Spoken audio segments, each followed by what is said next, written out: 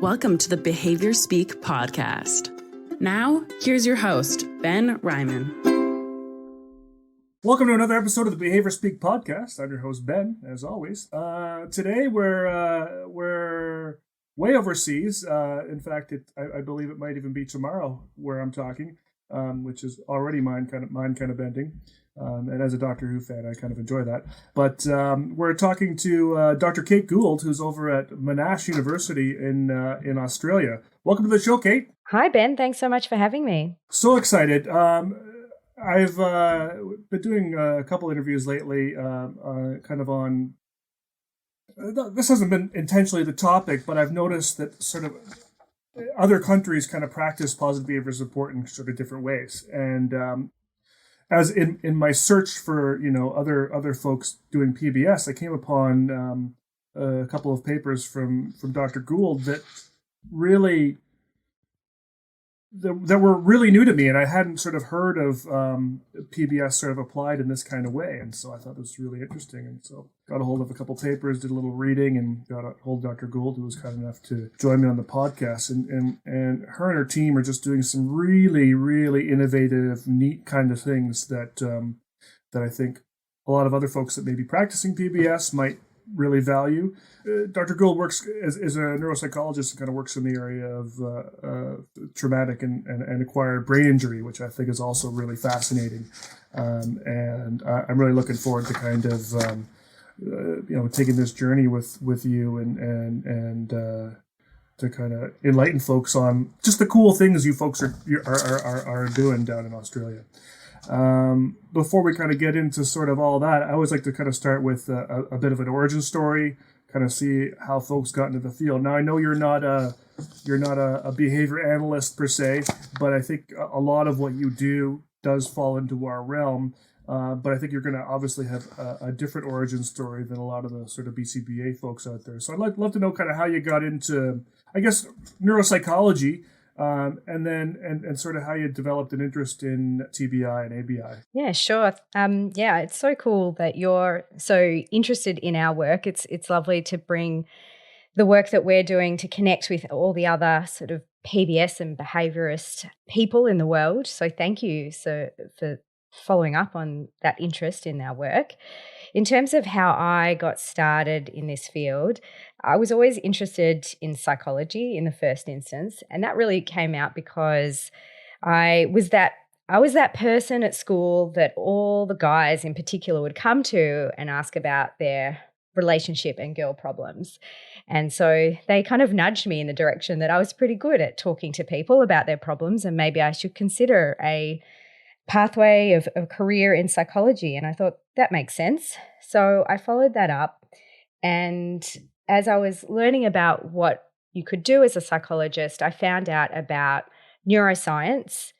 And I thought, well, if you are going to study and be a psychologist, it makes sense to learn more about the brain.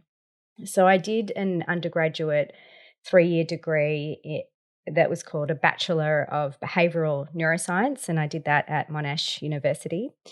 And then I did my honours year, a 4th-year research study in psychology as well. It's actually looking at Parkinson's disease and cognitive function. And then after a year out of working in research, I ended up achieving what I really wanted to do, which was to study neuropsychology. And so I did a doctorate of clinical neuropsychology also at Monash University, which was a fantastic program that brings together almost a full PhD in research plus coursework for 2 years, plus 2 years of placements and doing rotations to learn about all the different facets of neuropsychology where we work in geriatrics, pediatrics, neurology, psychiatry, and rehabilitation. And I had already been quite interested in rehabilitation, and I was really lucky enough to do a couple of rotations in an inpatient setting and in a community rehab setting. And both of those were really focused on acquired and traumatic brain injury. So typically things like car accidents or strokes or falls. And on the other side, my research was also in traumatic brain injury. I was conducting a longitudinal prospective study of psychiatric disorders, according to the DSM, in people with traumatic brain injury. And so that was a really exciting project. And I've just always been kind of really interested in brain injury because typically with acquired brain injuries like stroke or traumatic brain injury, there's one incident or event that really completely changes someone's life.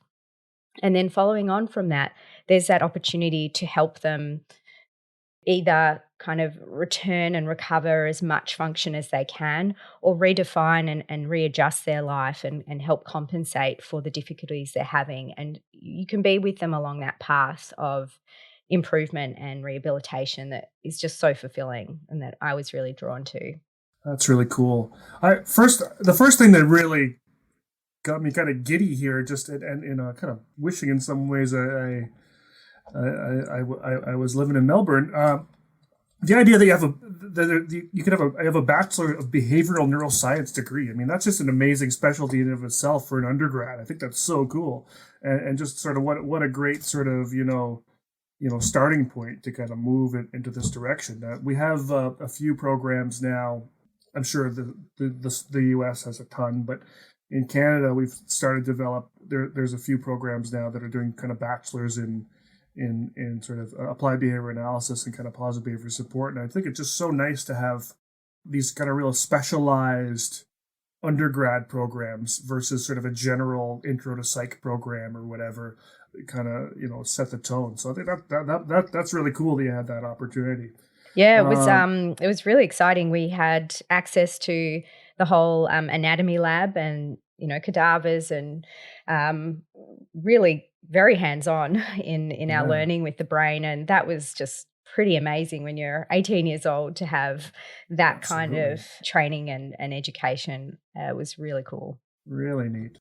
You talk about kind of, there's so many fascinating things about kind of TBI and ABI, I think, that really, and I'm sure we'll touch on a lot of these as we kind of go on, but they really differ from, I think, a lot of the other applications of I guess, sort of behavior support processes.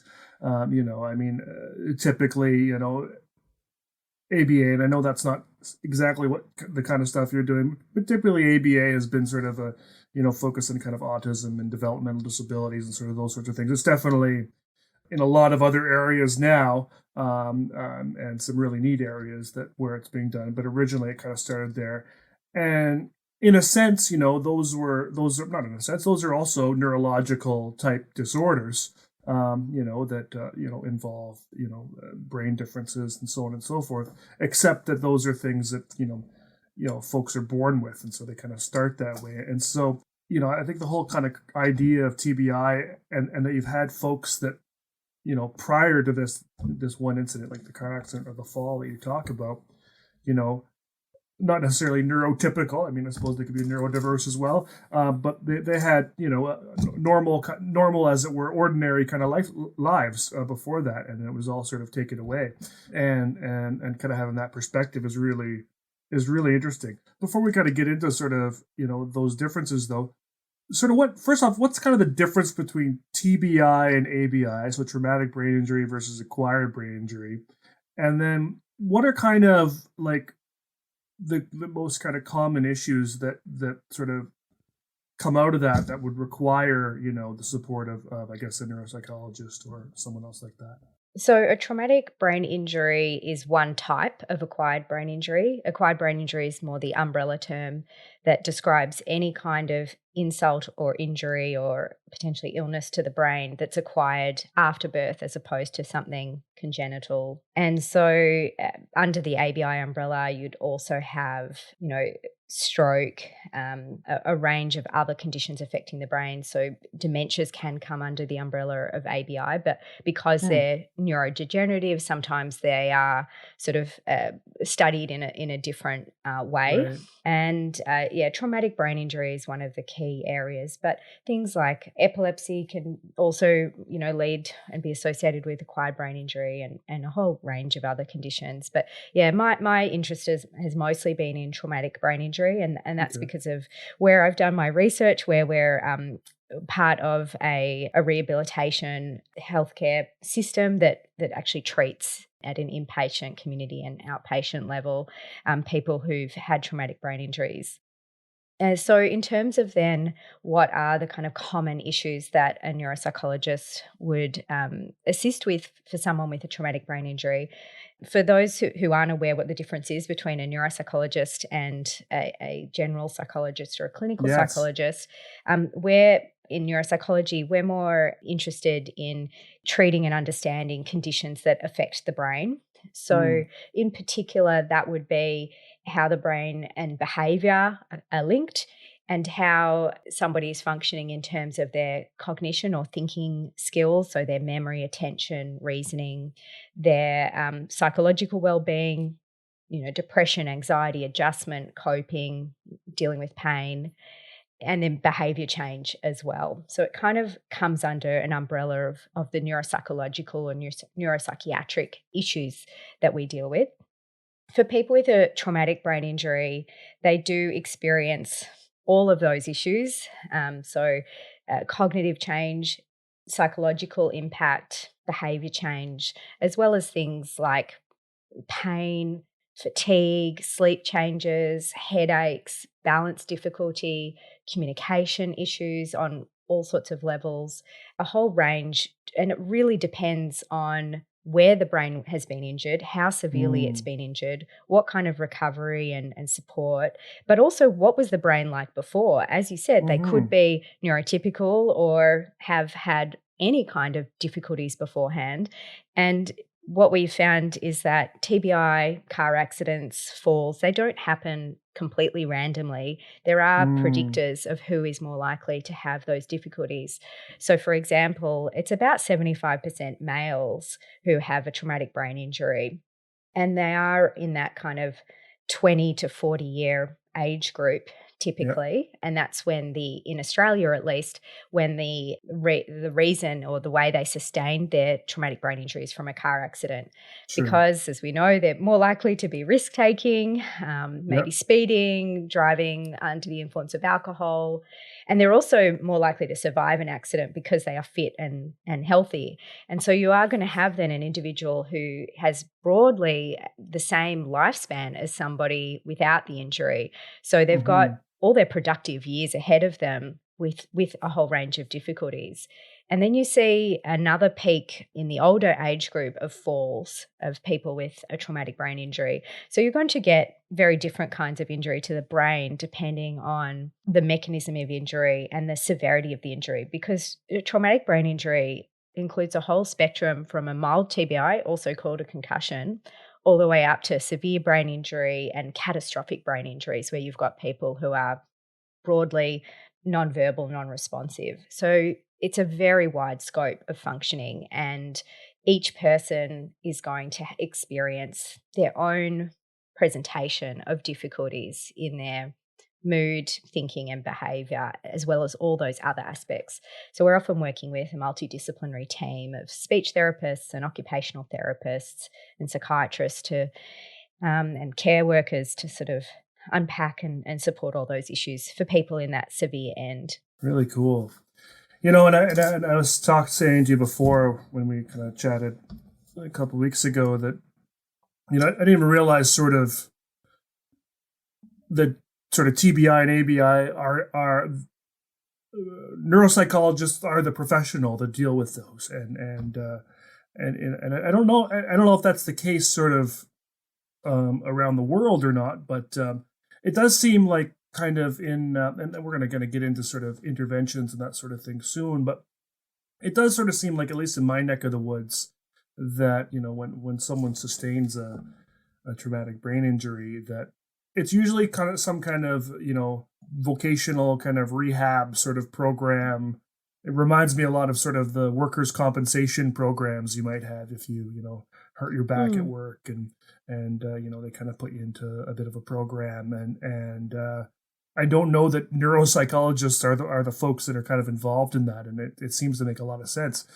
One thing I really liked about you had shared a bunch of wonderful research with me to kind of review before we met, and what I really like about sort of the 6 or 7 papers that you kind of sent me is they all kind of build on each other, and it really tells kind of a really neat kind of story of sort of how you and your team kind of got to where you are, and how you selected interventions, and then really goes in nice around sort of the, I guess, social validity, I guess, of these processes as you start to talk about sort of the perspectives of both those implementing therapies, but also those receiving. And so I'd like to kind of start with which, and I don't know that these are actually in order of date, but they just seem to be kind of in order of story for me. You start the article that you kind of started with where I believe it was Amelia Hicks was the first author, and you're the second author, around behaviors of concern following moderate to severe TBI in individuals living in the community. So I think you kind of start by identifying, potential challenging behaviors that might kind of come out of that. And then kind of from there, before even kind of thinking about sort of the supports, you have another paper where you start to talk about the people's perspective of those behaviors of concern, which I just thought was just brilliant, to sort of, right from the get-go, long before we're even going to start looking at interventions, let's look at the perspective of these people, who are engaging in these behaviors, and see if we can kind of get some ideas. So maybe we could start by just talking a bit about that first paper around the sort of the behaviors of concern and kind of what you found, and then maybe slide into the next one around sort of their perspectives and kind of what you found. If you're planning on collecting continuing education credits for this episode, you'll need to go to www.cbiconsultants.com, go to the store, and enter the 3 secret words for this episode. The first secret word is injury. Yeah, sure. Well, I think we were really glad we did those papers because it's so valuable to hear from the people with the living expertise themselves about how they view the problems, how they view supports, and what they want and need. It's really important that we're constantly having a discourse and bringing on board the people who are those that are going to use the interventions and the research. And so that's a really big part of the way I conduct research, is wherever possible, and more in the work that I'm doing, using co-design principles and listening to people, so we're not creating things in a vacuum that miss the mark. So we did that in a mixed methods approach, which is, as you've so aptly seen, is published in 2 papers, one looking at the qualitative findings and one looking at the quantitative findings.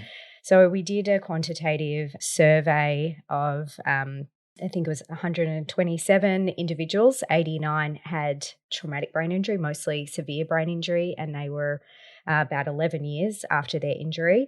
And we also interviewed their close others, so family members and carers as well, about their perspectives of behaviour. And we were trying to understand, how often is this coming up as an issue for people in the years post-injury? What kind of supports are they receiving, and what do they want and need? And we did find that when we use the overt behaviour scale, which is a really common measure here that was designed by Australian researchers, Glenn Kelly, Graham Simpson and colleagues, to objectively quantify behaviour change in people with brain injury, that we found just over 70% of the people that we interviewed did have behaviour change on that measure. And they had rather than just one behavior, they had on average 3 different behaviors. And we found that the most common behavior changes were verbal aggression behaviors, socially inappropriate behavior, and reduced initiation. And so that was pretty concordant with what other studies have found in our field as well, that those are the key issues. That being said, other behavior issues did emerge, particularly across the whole kind of measure. So physical aggression, sexually inappropriate behavior, wandering, absconding, but at lower levels. And so that's really helpful to understand what are those main concerns. And it should be said that this particular sample were individuals with severe brain injury. But we do know that people with milder injuries do experience greater levels of irritability, so up to 70% experiencing irritability, and can experience low frustration tolerance and increased anger as well, but typically aren't needing these more intensive behaviour interventions. That being said, they may still benefit from the approaches and conceptualization of behaviour change in this group. So before you keep going, that's a really good explanation. What do you mean by initiation? Just like starting conversations, or? It can be starting and continuing anything. It might be somebody might be doing the dishes and they'll need a prompt to get started, and it might be wash the plates, and then they might need another prompt. Okay, now wash the cups. Or it might be prompts for having a shower or taking their medication, or looking before you cross the road. It can be to do, for more high functioning people, it might be, to do paperwork, or to, pay their bills, or, a whole range of activities. It's really individual, but it can actually be really problematic, put a huge strain and burden on the people around them that need to be providing those prompts, and then of course increase costs as well if those individuals require paid support services to assist. Right. So is that essentially is that like an issue of memory? So they're just not remembering how to start or remembering the next step in a sequence, or is this something else that's going on? Well, the interesting thing is just you can observe that those behaviors are occurring, but you need to do more digging to figure out why that behavior is occurring. So it could be related to memory, it could be related to motivation, it could be related to lack of skill, or it could be related to that frontal lobe brain injury, which, does have that kind of starter engine. And so it can be a very sort of frontal brain injury sort of presentation to not have initiation. But really interestingly, in terms, if we can dip into a little bit of neurobiology, I think what's interesting about, brain injury is that even though anywhere in the brain could be injured, if you're in a car accident, for example, or a fall, it is typically the frontal and temporal lobes that are damaged more often than not. And it's particularly the prefrontal cortex that is really of interest in terms of understanding behavior regulation. So it's the dorsolateral prefrontal cortex that is typically associated when there's a lesion or a damage with that reduced initiation, lack of drive, lethargy, slowness, reduced spontaneity, and also things like apathy, loss of interest, reduced attention, poor grooming. But then just to the front of that area of the brain, in the orbitofrontal prefrontal cortex, that's where you can get that explosiveness, impulsivity, disinhibition. So what's really interesting is because they are served by different parts of the brain, you can have both reduced initiation, that kind of lack of drive and lack of activity, and also that explosiveness and aggression and impulsivity in the same person, because it's different parts of the brain. So that can be kind of confusing for family members and carers and treaters to make sense of. Why can't they do these everyday tasks or things they're being kind of encouraged to do, but then they can, blow up or are really impulsive and saying things in an unfiltered way. That's really interesting, because that would be really confusing. And especially, and if you were kind of going in and using sort of, standard kind of even sort of functional behavior assessment kind of methods, you still might get kind of confused.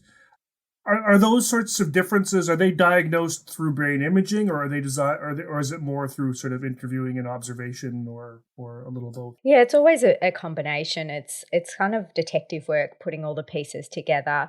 Back when neuropsychology started, I'm not exactly sure how many years ago, Sure. but back in the time before there was neuroimaging, the role of a neuropsychologist was to undertake very careful cognitive testing through paper and pencil tasks and questioning and sort of knowledge tests and activities to actually try to pinpoint where in the brain the damage had occurred based on their responses to tasks. But since the advent of neuroimaging, we have sort of shifted our role in that, the brain scan, the MRI, the CT scan can pinpoint where the damage has occurred. Yeah. And so now it's looking at, what does that mean in terms of the person's cognitive functioning and everyday functioning? Because that can be different as well. What someone can do in a quiet room with their neuropsychologist on testing might be very different in a everyday space where there's loud noises and lots of distractions and all sorts of things. So you're looking at a combination of pulling the pieces together of your understanding of what kind of injury they had, their functioning beforehand, where in the brain the injury happened, how severe it was, how they've gone on testing, what's happening in a day-to-day sense. What are the observations? Exploring that with questions as well to try to make sense of why these things are happening. But I guess if we can maybe, I guess we're sort of skipping ahead, but it's also figuring out like what is the most important to understand. It's not just about an academic kind of Right. exploration of why. It has to be linked to something meaningful that's getting in the way for that person, and that by addressing it will help them achieve meaningful life participation and roles. Yeah, I like that. I like that. I think it's really important to not just to look at sort of the, kind of the final, almost like the final product here. It's not necessarily initiation that we have to fix. It's, what problems are caused by being unable to initiate. Exactly. Right. So looking at that sort of second half of that study, the qualitative piece, what was the perspective of these men? Yeah, so it was interviews we conducted, so qualitative, in-depth, open-ended, sort of somewhat structured qualitative interviews. We had 9 men with traumatic brain injury. We were not targeting men; it's just how it came about. We had 9 family members, carers, and also 7 clinicians. And I believe that this was the first time people with brain injury had been asked directly about behaviour in a study like this. And I'm so glad we did, because I think that the themes that we identified were some of the things that you would expect about trying to understand the context for behaviours around things like environment and social connection and relationships and meaningful participation. And of course, the brain injury was a key contributor to behaviours of concern. But the other elements that we picked up, I think, were really, from a personal perspective, really valuable. So we picked up that mood was an important factor to understand behaviour, but also things like the person's sense of identity and how that had really been disrupted from their pre-injury identity and sense of self, the way they saw themselves after the injury, and sort of how they wanted to be, and that there was a recognition that they would change. I never used to be a fighter, but now if somebody annoys me, I'll just hit them. And another aspect was their sense of control, and that, before their injury, there was someone who typically was in full control of their life and everyday decisions. And since their injury, a lot of control had been taken away from them. And that often was a reason for their frustration and anger, and that they were trying to take control in some way. And sometimes that was by losing control and becoming angry. So I think these were all really important factors for understanding why the behaviours occurred, but they were kind of reciprocal. So as the person engaged in challenging behaviours, that had a negative impact on their relationships, their participation, their mood, their control, their identity. So that you could get stuck in these sort of vicious cycles. But what was also really interesting through these interviews was that not only were these factors helpful for understanding why behaviours occur and what the impact of the behaviours were, but they also became really clear targets for intervention, that each of these facets needed to be considered. So, for example, in terms of meaningful participation, we had this lovely quote from a clinician who described this gentleman as going from, breaking furniture in anger to making furniture as a project and a hobby. And that was really key to kind of rebuilding his identity, having something meaningful to do during his life as well. That's really cool. So you talk to the individuals themselves, and you kind of talk to sort of family members or close others, those sorts of folks. Because often, and because I think the folks that are listening right now, they may not be working in sort of the brain injury sort of realm, and maybe working kind of with other populations. But I think the work that you're doing, it really sets an important example for folks on questions we need to be asking before we jump into, providing services for people, and that we really need that perspective of those individuals, because the whole idea of co-design and co-production that you've been talking about, I think is so important. And what we find in our realm, and so I work for a PBS consulting agency, and we primarily do sort of parent and staff training and try to transfer knowledge and whatnot. But most of our information about that individual comes from those parents, comes from those caregivers, comes from those staff, and sort of what their perspective on kind of what needs to be improved. And it's often things that are kind of affecting their lives versus sort of what's affecting the actual, individual. Did you find that when you're doing that kind of thematic analysis, did you find that the close others and the clinicians and the caregivers, that their perspectives were similar to the actual perspectives of the individuals? Yeah, actually we did. We found that broadly, perhaps not always to the same degree, but certainly in terms of the pattern, that there was a lot of equivalence between the report of the person with the injury and the close other. And I think it's so key that we're talking about, someone's life, and when it's all the other people sort of talking about what they need to be able to manage the person or, reduce their burden, it can be, my experience is that, well, we're talking about that person, so it's person-centered, with always having that person at the center of the conversations.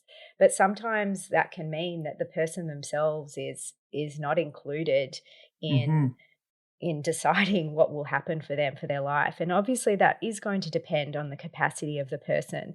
But I think that should be where you start, with the person being the one to direct and decide what they want for their life, and then, supporting that person to be in that active role as much as possible.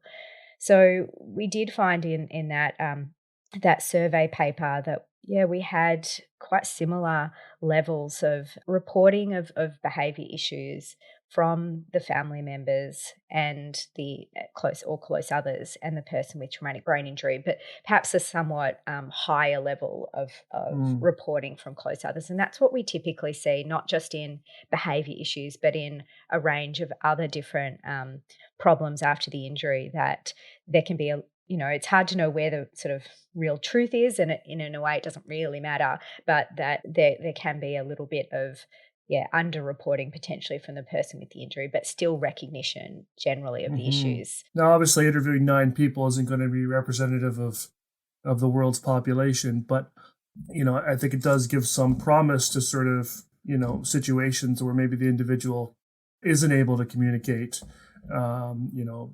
due to the injury, and they've lost the vocal ability or some other sort of brain sort of insult that's going to lead to a lack of communication. Potentially, caregivers' perspectives could be accurate. Yeah, so it's really, I think, perhaps even just starting by asking the person, do you have any concerns about behaviour? Have you noticed that you're getting more angry or cranky? or having difficulties at when you're engaging with other people and seeing what they say. And that gives that, I think that's really important, and as a psychologist, you're helping the person to gain insight and understanding where possible on their challenges. And that's a starting place to then help them work out, well, is that something you want to work on? Is that something we could try to explore and see if we can improve? And sometimes that takes a lot of time and patience. I have one client who I've been working with for 10 years, and early on, you couldn't talk about the fact that he has anger issues and behavior issues. But slowly, we've as we've built a really strong relationship, we've been able to explore that and able to then start exploring some strategies to try to help with, self-regulation, calming down, breathing, walking away. Or what about how you walk away? Should you storm off and leave and no one knows where you are? Or perhaps, saying, I need a break and I'll be back in 10 minutes. And now we've he's become so comfortable with this idea that he's actually, and in the true spirit of my, brand of co-design, when I conduct lectures now to Monash students, he comes along to the lecture on behaviour assessment, and he shares his experiences, and the students can talk to him about his behaviour and about assessment. And when we do a behaviour assessment, he is involved in working out what we are going to assess and how we're going to assess it. Yes. And he is part of that. And so he does some of the ratings. He rates, for example, how angry he is in his feeling out of 5, and then how angry he is in his behaviour out of 5.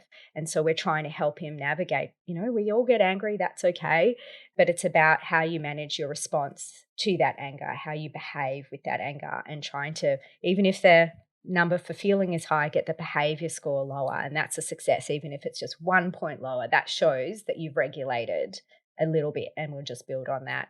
And so then, when there are other elements to record for behaviour charting, then also with co-design, his carers and other team members, they're involved in working out what are we going to record. And that way we get much better buy-in into completing the recordings and making it useful for everyone, not just for me, in terms of designing what we're going to do. And that's been so rewarding. And I've actually just noticed since that he's been coming to help me with those lectures that his sense of competency and agency around that has really just skyrocketed. And it's now a new part of his identity, that he's an educator, that he's helping the next generation of clinicians learn how to be really more than person-centered, person-driven in their approach to behavior. Yeah. I suppose he could even be involved in sort of, helping with other cases too, in some ways, no? Yeah, and we do have that as well. So for all the lectures, I have a different client that comes along and shares their story. And for some clients, that's one of their goals. I would like to share my story. So we did that for another client last week, and that was so exciting for him. But yeah, in terms of that kind of peer mentorship, that is certainly something that we look to set up, because they have that living expertise, and their personal account of what they're going through is so much more powerful than us as a clinician just telling people what to do. And we've really harnessed that in another project I'm working on, where using positive behaviour support approaches to tackle a really tricky situation where one of my clients became apparent that he was involved in an online romance scam. And because of his brain injury, he really struggled to disengage and to stop contacting the scammer. And so we worked on, creating a project for him, working with, trying to sort of shape his identity from this unknowing victim to a survivor and then to an advocate. And so now he and I have been doing sort of an awareness campaign and speaking to groups about the risk of scams for people and other online sort of issues for people with brain injury and other cognitive disability. We give them smartphones and say, hey, this will help your memory or organization, but we're not sort of teaching people, but there are also risks. There are scammers, there are people, stealing your information or money that you need to be careful of. And so we've been really lucky that that has become its own project. We are now co-creating a cyber safety project for people with brain injury. And we've formed a peer mentorship group. They've called themselves the Unscammables, and which is awesome, very superhero. Super cool. And Yeah. they've very kindly agreed for us to use video interviews of them sharing their scam stories. And those videos are part of, and the key part of the training. And it is so much more powerful. We've had when my client Colin was, speaking at a conference, another individual there heard Colin sharing his story and turned to his support worker and said, "I think that happened to me. I think I was scammed." Wow. And from that, it was a real, awakening, and he was able to disengage from what would have been a very serious incident. He had been transferring tens of thousands of dollars in mobile phones for a scammer. So there could have been some, illegal ramifications for that he was able to identify from hearing someone sharing their lived story. So that's a really big part of the work that I do, That's so because cool. it's just so powerful when you see it. Well, and this is something kind of the company I work for, and sort of a lot of the folks kind of in there. Autism is a big focus, and working with autistic folk, and there's been a real push of late. I think the push has been happening for decades, but I think folks are just starting to listen now, to really include, autistic voices in sort of all levels of sort of treatment. So research and teaching, and really kind of essentially all the examples that you brought up. This is what the autistic sort of advocates are really calling for, is involvement in sort of every piece of the pie as we go along. And again, and I'm not saying this doesn't happen in North America for those that are listening, but it really seems to happen a lot more in Australia and in the UK. Sort of this idea of co-production and co-design. I think you folks are many years kind of ahead of the curve when it kind of comes to that piece. And I think in the long term, I think until we catch up over here, we're never going to be able to really kind of get to that next level of support and service. So that's really amazing. You talked about, and I think it's maybe a good segue into sort of what initially, brought me to you and your work around sort of person-centered and person-driven kind of ideas, and about your use of positive behavior support approaches.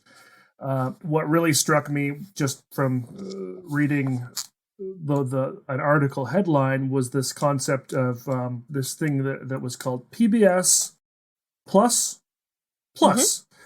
which rolls off the tongue a little crazily. Just PBS Plus will do.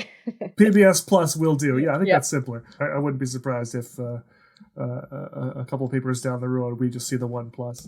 But aside from my initial confusion, it was just because I had never sort of heard of sort of positive behavior support framed in that way. And kind of started diving into the paper, and you've kind of come up with some really interesting concepts. So maybe just kind of going from the beginning here, sort of how did you kind of come to start using positive behavior support, and how did it kind of evolve into this PBS Plus sort of framework, and what's that all about? The second secret word is stroke. Sure. Well, the reason that we went down the PBS pathway is because of that formative work that we had done, scoping out with people with living experience of brain injury and challenging behaviours, close others and clinicians, and identifying that they really saw that there was this unmet need for additional support for challenging behaviours. And we also canvassed community clinicians in Australia of neuropsych, OTs and other providers, and also identified, doing, again, mixed methods surveys and in-depth interviews, that they were also really struggling with behaviour and interventions. There wasn't enough training, there wasn't enough supervision and support, they weren't feeling confident. They didn't actually, we asked them, do you know what PBS is? And many people weren't really quite sure what that was about. And the way that we at Monash became sort of aware of the work in PBS was through Tim Feeney, who's in New York. And his background is from, decades of work in this space, first with the autism, learning disability, youth sector, and then taking that to young people with brain injury and then adults with brain injury as well, in partnership with his mentor, Mark Ilvasaker, who's since passed away. And so Mark was a speech therapist and Tim Feeney is a educational psychologist, but they kind of operate beyond those sort of disciplines, sort of spheres, and they are really leaders worldwide in this space of positive behaviour supports in the brain injury world. And so they have been travelling the world for decades, including, very luckily, a lot of time and a lot of visits to Australia to teach us about PBS and how that can be best used in brain injury. And so we're very lucky that we received a really large grant from the Transport Accident Commission in Victoria through their sort of research arm, ISCA, to partner with Tim Feeney and to try to conduct potentially the world's first randomised controlled trial of positive behaviour supports for challenging behaviours in adults with brain injury. And so then Tim became our mentor and taught us, I'm sure a lot of what he knows. I'm sure there's a lot more besides about PBS and brain injury. I'd also been very lucky to work for a number of years in a private practice which really specialised in challenging behaviour after brain injury, led by Sue Sloan, who's an occupational therapist and neuropsychologist. So I got that lovely kind of cross-disciplinary training in that way as well. And then, building up from all that training, and then the model that Tim uses, which is published in a book called Collaborative Brain Injury Intervention, Positive Everyday Routines, that it covers behaviour and a whole range of other difficulties post-injury. And so we brought together this group of amazing clinicians, of other neuropsychs, occupational therapists and speech therapists as well. And we operated in a really transdisciplinary way. So we did bring our own discipline to it, but we were also trying to use these PBS approaches, drawing from both the kind of traditional widespread positive behaviour elements and also the work of Mark Ilvasaker and Tim Feeney, where they have collated also a whole range of different strategies that are really relevant to people with brain injury, and particularly executive dysfunction and emotional difficulties. So it's kind of a repackaging and a sort of evolution of all the work that's gone before. So it's not necessarily brand new, but it's a way to kind of pull together what I see as three kind of aspects of this work. So at the kind of foundation are the four key principles we have, which just not by coincidence is using the acronym of PLUS, PLUS, and they are that we are first and foremost person-driven. L is for that we learn together what works and doesn't work in a systematic way. U is for uniting supports and being really collaborative and fostering those long-term relationships with the person and their people around them. And then S is for skill building and building up the person's particularly kind of self-regulation skills, but also any other sort of neuropsychological or communication or emotional skills that the person needs to ultimately build a meaningful life and self-regulate behaviour. And so we've got that foundation of those four principles. Then we have a flexible framework where we start with identifying what the person's meaningful outcomes are. What's the big deals to them? What does a good life look like to them? And then breaking those down into the sort of smaller goals and looking at the obstacles to those goals. And those obstacles will include the behaviour, the environment, social and personal factors, and getting that person to identify with support as needed what those behaviour obstacles are means that that person has that buy-in and engagement to addressing the behaviour, because it's so directly linked to those goals, which are directly linked to what a meaningful outcome looks like to them. And so we're also looking at what those person's strengths are and skills and the supports. We come up with a plan. We help sort of take a step back and just sort of think about whether that person is ready and has the skills and is sort of a understanding of what that plan will look like. So we try to predict how that will go. And then after we try that, then it's a process of reviewing what worked, what didn't work, and adjusting as we go. And in terms of then what the intervention itself looks like, that's going to really depend on what the person's goals are. But we're drawing in through that framework a kind of a menu of strategies drawn from the cognitive executive aspects and the PBS aspects as well, to try to understand, why the behaviors are occurring, what's getting in the way, what to try in a kind of systematic, theoretical experimental approach. Right on.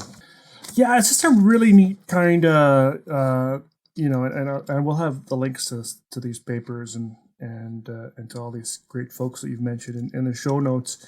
It just seems like it's kind of like a next level PBS, And I think one piece that really is probably one of the big key. There's probably two key pieces here. I think that really help make this sort of differ from sort of the kind of positive behavior support that I'm familiar with. Now, positive behavior support, as I understand it, has a foundation of kind of applied behavior analysis as far as sort of the teaching techniques. And I think a lot of what I kind of see in this paper as far as being those strategies are probably similar, but then it also incorporates, person-centered planning as being a big part. And that often involves, things like a lot of common kind of, I don't know how much these are sort of known around the world, but there's things like path and maps and circles of support. These are sort of person-centered planning kind of frameworks that we use to kind of, get the individual and all the important people in their life kind of sitting around them in a kind of a large sort of meeting set up, and then you start to kind of develop visions and sort of future goals and where they see themselves, and develop action plans and all these wonderful things. And I think sometimes, those methods can work really well. And if you've got a really, a motivated team, some of those action items do get followed up on. But I find, at least in my perspective, and if there's any sort of more in-depth person-centered planning practitioners out there that sort of maybe disagree with me, I'd love to hear from you. But the person-centered approach isn't as inclusive as it sounds. And it's certainly more inclusive than other approaches. It's more inclusive than sort of the medical expert model of the doctors coming in and just telling you what to do. I mean, they were incorporating those perspectives of those people in their lives. But I think the key phrase in the P and plus is this idea of it being person-driven. And I think this really just kind of goes back to all the great things you shared around, co-design and other folks, again, in Australia that I've heard of that talk about co-production and basically everything you've shared already about having that individual involved in every single aspect of the process, including the assessment, picking those strategies, and just every piece is truly inclusive.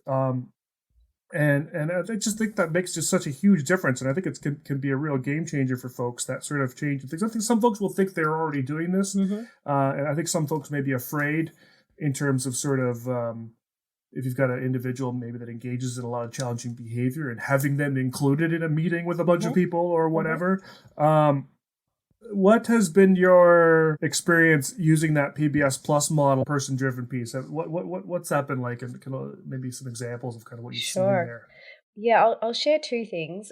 One is that when I started doing this project, and we ran this trial from 2015 till last year, so it was a really massive effort to recruit and conduct this project. We provided up to 12 months of this transdisciplinary input we had 49 people in the study that were randomized to treatment in the first year or after a waitlist treatment as usual period. And then we followed everyone up for a year. So some individuals who were randomized to wait for a year and then get the therapy and then get a follow-up year were actually involved for 3 years. So it was a really large project. And we're very lucky that we started this pre-pandemic, and Tim Feeney was able to come from America and do on-the-ground training with us, with our clients, a number of times. So that was just an incredible once-in-a-lifetime experience for me, which I'm so grateful for his training and friendship too over the years. And it was pretty amazing as we sort of started this project. And as I said, people with traumatic brain injury and acquired brain injury can cover this full spectrum from being, non-verbal all the way up to really high functioning. And that was certainly represented in our project, where I was working with individuals who were completing their masters post-injury and individuals who were non-verbal. And so this particular instance, which really stands out to me, was for a man I was working with who was living in a group accommodation setting in a group home, and had a really large team in place and a supportive brother. And this individual, his behaviours included sort of grabbing his shirt and pulling it over his head. He would bash his arm. He would groan loudly.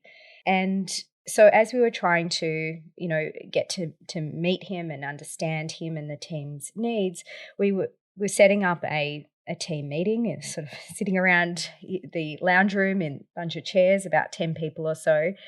And Tim was really sort of leading the way here. And he said, let's bring the client into the meeting. And everyone was like, no, you can't do that. That's too overstimulating, too overwhelming. He'll engage in behaviours that'll be disruptive for us, distressing for him. And, it was really about that kind of call out for, nothing about me without me. And so Tim's like, well, could we just try this and see how it goes? And we'll sort of see it as a bit of an experiment. Like everything we do, you have a theory that this is going to be disruptive and won't work. There's another theory I'm putting out there that it's actually, really important to have the person at who this is about in every way that is we can optimize it to the maximal extent that he is participating and leading and involved in this. And so the team, Tim is a very convincing guy, very charismatic. And so they're willing to give it a shot. And so the client, came into the group, and he did engage in some behaviors of concern at the start. But within a few minutes, he calmed, he settled. And what was, I think, interesting and hard for me to know, given I wasn't involved before this, is that the discussions around what we were doing were much more, I guess, considered about him because he was in the room. And he was quiet, and it was hard to know how much he was taking in or not. We still sort of found it really hard to get a sense of his comprehension and awareness in everyday situations. But it gave us as a team that opportunity to just give it a shot. And I think what it did do is it started to shift the approach and the attitudes within the team and within the support workers. And it created this sense of, let's just try some things out. Let's see where we can get to with this. And one of the really pivotal situations occurred when, typically because of those behaviours, he was fed his meals by staff in a different space to the rest of the individuals in the home who were sitting around a table, and this gentleman was in a wheelchair. When one of his key support workers would take him out into the community, she tried something different. She cut up his food into sort of manageable pieces. I think it was a sandwich and some slices of banana. And she put it on the table in front of him at the park, and he started feeding himself. And she got, was so excited to see this. She recorded a video of it on her phone. She came back to the house and started sharing that with the rest of the team, who were also really excited. And bit by bit, he was then now sitting at the table with the other residents. His food was prepared for him in a way that he could self-feed. He's now participating, engaging. He's not this sort of too hard basket individual that just was typically just put in front of a TV on his own. And so you've got this whole shift in terms of his quality of life and his participation, but also a shift in the team, both in terms of, helping him to, maximize his participation and enjoyment and quality of life, but also in their sort of sense of optimism and trying things out. And I think that was just really eye-opening. And it for me, it sort of helped me kind of check in with where maybe I've been person-centered but not person-driven, and to really step it up. And it can be scary. And I guess the second part I wanted to mention is that we continue to everything we do, we're kind of researching, every nook and cranny out of. And so we have done qualitative interviews with the participants in the trial about their experience of receiving the intervention, and also interviews with the clinicians about their experience of doing this intervention. And the clinicians have told us, myself as a clinician in the project too, that being kind of person-driven and being kind of seeing yourself on equal footing with the person and their family members, seeing them as the experts on their lives, and you bringing into this work the expertise you have from your training and working with other clients, but recognizing that that doesn't mean you know what's best for this person. And that's about that collaborative aspect. And that can be, whilst at the same time rewarding and related to really good outcomes, it can also be really hard.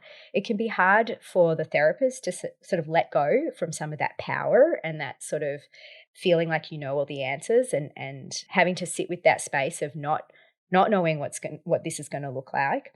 And it can also be really hard for the family member and the person who are used to having these therapists come in and just fix things. And now they're expected to step up and learn how to do this approach and learn how to try some things out. So that can be a real challenge too. But for the people that are open and ready, it has been incredibly powerful. And they have looked at this approach in contrast to the sorts and the styles of support that they've had before, where it's really clinician-led, where it's, my job is to, help you make a cup of tea in the kitchen. And that's just not necessarily what the person wants. So a really inspiring individual in this space who's doing a lot of great work as a kind of someone who's a sort of agitator and sort of, shaking up the system. His name's Caleb Rickson, and he talks about meet me where I'm at. And I think that's just such an important message, is that rather than trying to force people along the pathway we want them to go on, we step to be alongside them, and they can lead the way, and we will support them, help them navigate the potholes and the difficulties up ahead. But it's up to them which direction they want for their life, in conjunction with the family and the close others and the other people that are key to that individual's life. So it is it can be easier said than done, but I think that's where most of the work and the impact can come from. The third secret word is brain. Yeah, really cool. So inspiring.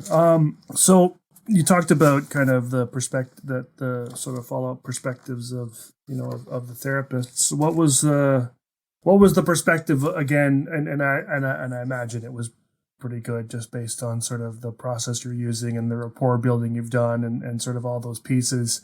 How did the actual sort of receivers of the service take this process of PBS PLUS? Well, really positively, luckily. We were looking at it both in terms of the outcomes on our objective measures that were recorded at every 4 months by our amazing research team, Amelia Hicks leading up that part of the project. And that we have a paper coming out on that shortly, just under review at the moment. Hopefully by the time this podcast episode comes out, there'll be a link for that.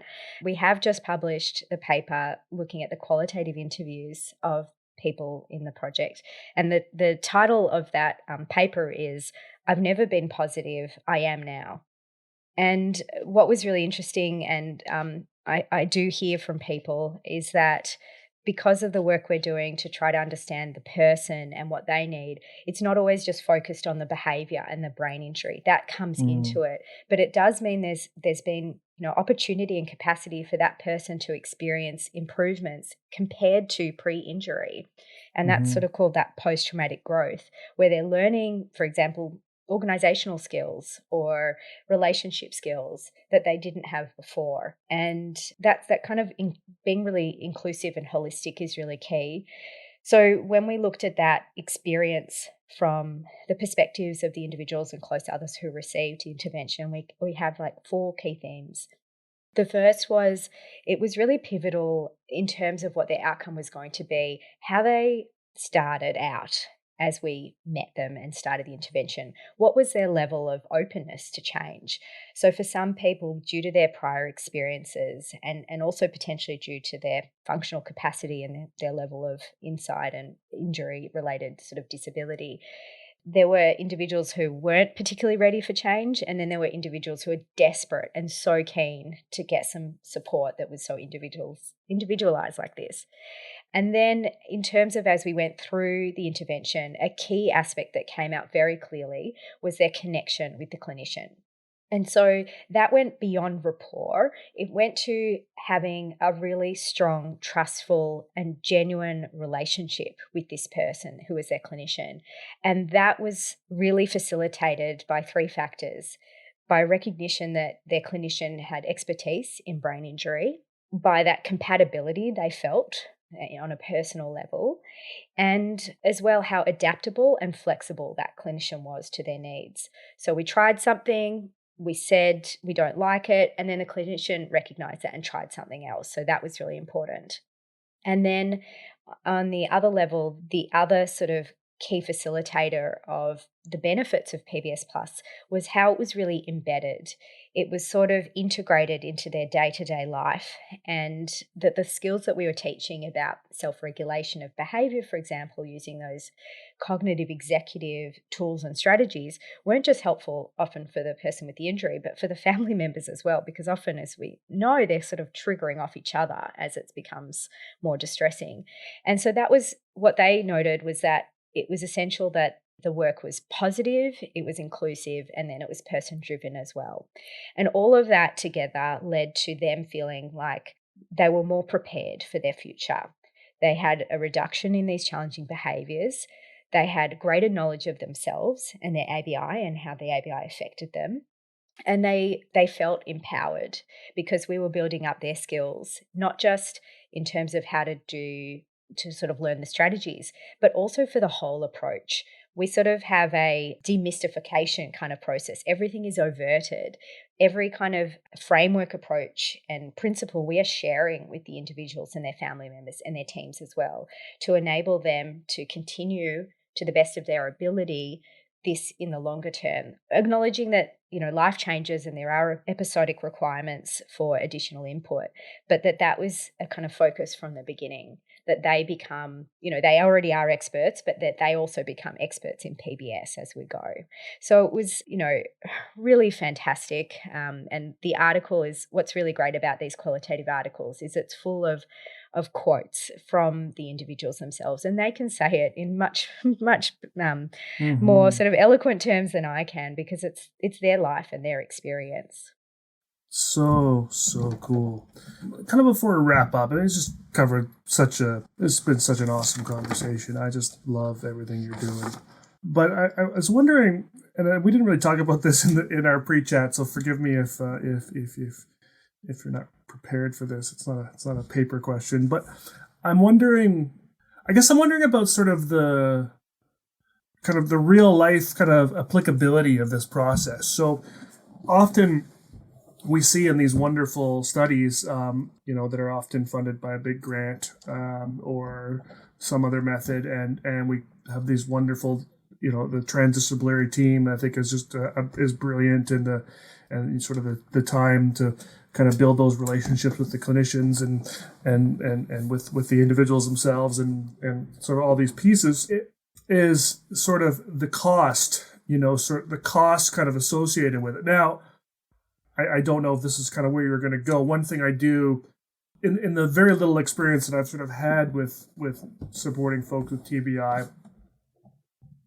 2 people in my career so far, both of them were their injuries were the products of car accidents that weren't their fault, and so there was massive amounts of funding available via auto insurance companies to sort of support and provide kind of all they need. And so I don't know if I'm already kind of answering the question myself, but I'm just sort of wondering, have you looked at that piece and sort of thought about sort of how this could become something that other groups could apply without maybe all the resources? That's a really good point, and so important where we're at now in terms of the project. And I'm happy to unpack that a bit further is translating this into community and clinical practice. And, a cost economical kind of evaluation of our project is something that we are planning to do, but it has been done before by Tim Feeney's group in New York, and they have found that it does result in a reduction of costs. And I think that because it's, linked to insurance schemes and things like that, it's so dependent on where in the world and where in the country you are as to what you have access to. We're so lucky in the state I live in Victoria, which is, I think, the second largest in terms of population in Australia, is that we have support from the Transport Accident Commission who funded our project, and they have a real interest in research. But on top of that, we're also very lucky that if you have a motor vehicle accident, even if it's not, whether it's your fault or not, you are covered for your therapy costs related to that injury, essentially for life. We also, during our main trial, a new sort of funding model has been set up in Australia, a national disability insurance scheme that is funding for individuals with autism and intellectual disability and brain injury and a whole range of other lifelong and sort of acute disabilities. So that is another means of accessing funding, and they promote positive behaviour support. That is a kind of key aspect of their approach to behaviour. So, it is very individualised, and I know that the work Tim Feeney does in America, a lot of that is run off the smell of an oily rag. So it can be done on, limited means, and certainly having more sessions is really valuable as well. And for some instances like the client I was talking about who had, we brought him into the middle of the meeting. That one, that case is written up in our paper. And I think we had approximately, 10 or 12 hours for the year. And a lot of that work was working with the team and team meetings and facilitation. And some of the work was directly with him. But I think, it does demonstrate that there is a great kind of flexibility and utility to an approach like this. And that being said, like, no intervention has, 100% efficacy. And certainly, there were individuals who didn't respond well, and we have made sure to kind of highlight that in our papers as well, because I think that's just important for new clinicians and existing clinicians to sort of not give themselves too hard a time if things aren't panning out, because it's not always in our control. And it's also not the case that, there's an intervention that is going to work for everyone. Yeah, that makes sense. And by no means should it be expected of sort of you folks in Melbourne to develop a intervention sort of framework that's applicable in Western Canada. I think if you can make it work in your own country and have it be sort of generalized to sort of other settings, I think you can retire knowing you've made a long-term impact and feel good about that. I think, I kind of forgot about that point that you mentioned when we talked last about how Australia has kind of really taken PBS right into sort of their government protocols and they've kind of regulated PBS practice, which is a whole other area which I do want to. I'm hoping to have. I'm not hoping to have. I'm going to be having Dr. Johnson from the Aspect sort of autism center there, and she I think she played a large role in kind of getting that regulation and getting those pieces put into place in the is it NDIS, is that what you call it? That's correct. Yeah, and making that happen. So I'm looking forward to kind of digging deeper with her to kind of learn more about sort of how PBS in sort of other ways has really kind of grown and developed in Australia, because and I'm not really asking a question here, but just sort of for the listeners, it's quite a different sort of origin story, I think, for PBS in Australia than it is compared to sort of a lot of other places. And it's almost, in a lot of ways, it's almost like, I don't know if it was intentional, but somehow you folks have managed to sort of remove all of the barriers that we ran into over here with PBS and just jump right into the good stuff. And it's been really just really fascinating seeing the development and just watching the papers and listening to sort of people talk and the kind of work you're doing. And so I think you're in a really nice environment for growing this and developing this. And I know you're still got lots of time left in your career to bring some other really kind of cool pieces to this. So really, I think the world. I think my point here is I think the world needs to be watching kind of what's happening in your neck of the woods, because Totally. I think we can learn a lot and take a lot from this. And so yeah, really cool. So I think thank you. So we're kind of crossing in near the hour and a half mark, which is great, sort of the average length of both of these episodes. And we've covered so much really, really cool stuff. I just wondering if there's anything you'd kind of like to sort of finish off and let the listeners know about before we wrap it up. I'm so excited to talk about where we're heading with this work, and it should be pretty clear. I'm very passionate about this. I feel like it's my kind of life mission now to take what we're learning and we continue to learn and share it with the community and the clinicians, because that's what it's all about, and that's what they've told us that they need. And so to now leading a sort of program of translating this into practice. And one of the kind of linchpins of that is that I've started a new service, a training clinic at Monash University called the Positive Behaviour Service. And that we currently have neuropsychology students on their placement as part of their, postgraduate training. So that's very exciting. And we also have been writing up, not a manual, because we want to sort of stay away from the expectation that this is a formalized kind of a step-by-step approach. It needs to be more flexible. So we are kind of constructing a guidebook, and that's using co-design as well. So we have had input from our clinicians, people with brain injury, and family members.